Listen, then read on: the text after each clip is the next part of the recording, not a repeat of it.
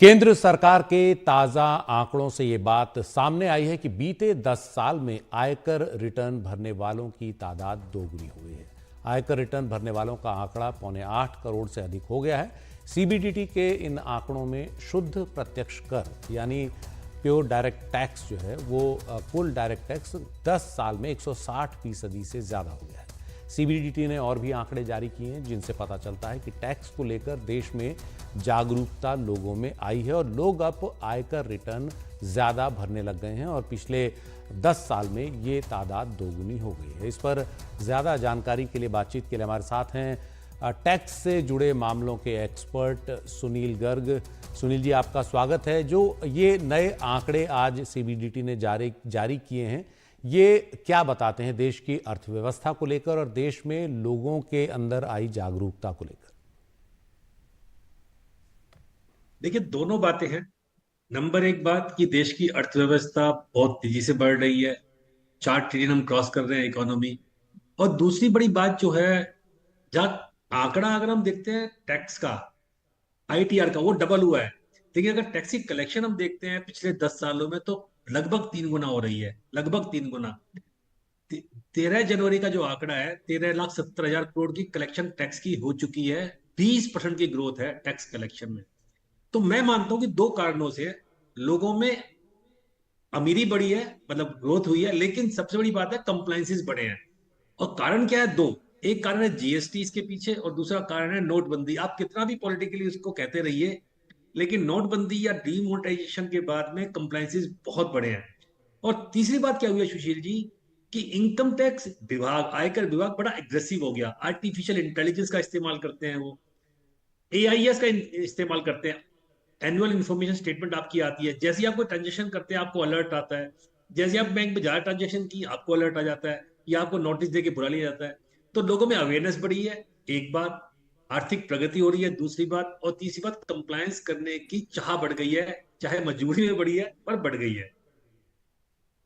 लेकिन अगर हम देश की आबादी देखें या देश में परिवारों को देखें तो उस हिसाब से अब भी आपको लगता नहीं कि काफ़ी कम है ये जो 8 करोड़ का आंकड़ा है, उससे कम का जो आंकड़ा है आयकर रिटर्न भरने वालों का, ये कहीं और ज़्यादा होना चाहिए था? और कहाँ कहाँ ये इसमें विस्तार हो सकता है? बिल्कुल आपकी बात सही है कि अभी हमको लगता है कि जो टोटल रिटर्न भरने वाले हैं, अगर 8 करोड़ है, तो उसमें जो टैक्स पेयर है, यानी जो 5 लाख से ज्यादा की रिटर्न भरते हैं, उनकी संख्या तो आधी ही है अभी भी। इसका मतलब है कि कंप्लाइंसेस बढ़ रहे हैं, पर टैक्स पेयर्स नहीं बढ़ रहे हैं। ऑफ कोर्स टैक्स की कलेक्शन बढ़ रही है।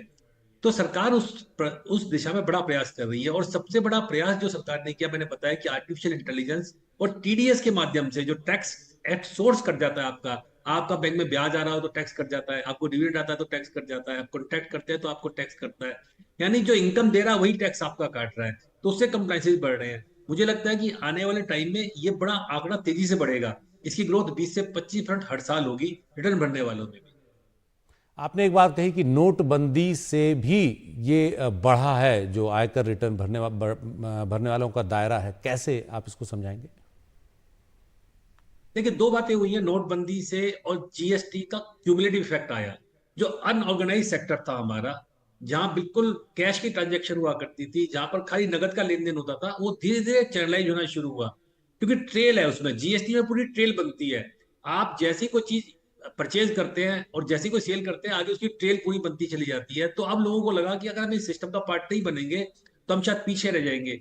लोगों ने को जीएसटी नंबर लेने पड़े, रजिस्टर्ड करना पड़ा अपने आप को। और आपको पता होगा, जब जीएसटी शुरू हुआ था रिजीम, उसके 3 साल में ही जीएसटी रजिस्ट्रेशन लेने वालों की संख्या डबल हो गई थी।